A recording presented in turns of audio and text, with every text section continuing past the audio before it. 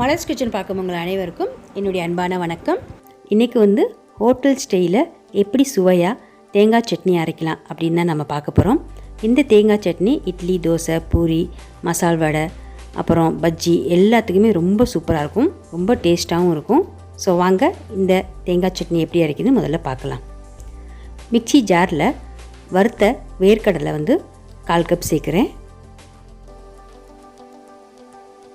அதே மாதிரி 1/4 கப் அளவுக்கு பொட்டுக்கடலை சேர்க்குறேன். இது கூடவே 1 கப் துருவிய தேங்காய் சேர்க்கணும்.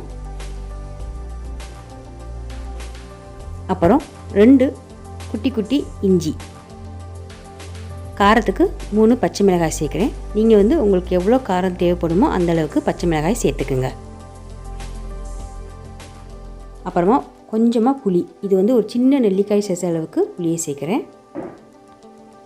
இது கூடவே கொஞ்சமாக கொத்தமல்லி இலைகள் சேர்த்துக்கலாம்.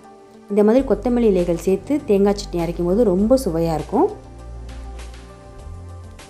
அப்புறம் தேவையான அளவு உப்பு,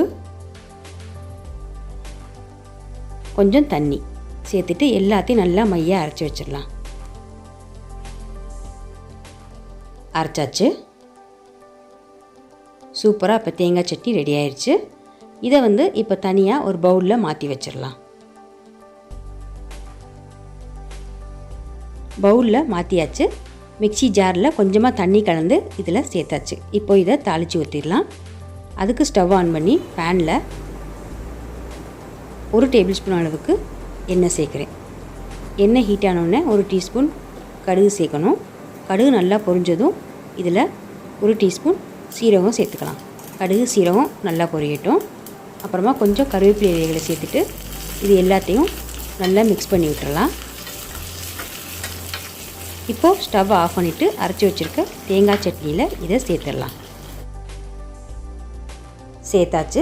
இவ்வளோதாங்க, சூப்பராக ஹோட்டல் ஸ்டைலில் தேங்காய் சட்னி சுவையாக ரெடி ஆயிடுச்சு.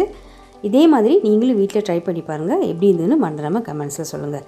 இந்த தேங்காய் சட்னியில் கொத்தமல்லி இலைகள்லாம் சேர்த்து அரைச்சதுனால தேங்காய் சட்னி ரொம்ப சூப்பராக இருக்கும். இட்லி, தோசை இது எல்லாத்துக்குமே ரொம்ப நல்லாயிருக்கும். பஜ்ஜி, அப்புறம் வடை இதுக்கும் ரொம்ப நல்லாயிருக்கும். இந்த வீடியோ உங்களுக்கு பிடிச்சிருந்துச்சுன்னா வீடியோ கீழே லைக் பண்ணுங்கள், ஷேர் பண்ணுங்கள். அப்புறம் இது வரைக்கும் நீங்கள் மலர்ஸ் கிச்சனுக்கு சப்ஸ்கிரைப் பண்ணலன்னா மறந்துடாமல் சப்ஸ்கிரைப் பண்ணியிருங்க. கூடவே பக்கத்தில் இருக்க பெல் பட்டனை ப்ரெஸ் பண்ணிடுங்க. அப்போ தான் நான் போடக்கூடிய வீடியோஸ் எல்லாமே நீங்கள் உடனுக்குடன் பார்க்கலாம். மீண்டும் பார்க்கலாம். நன்றி, வணக்கம்.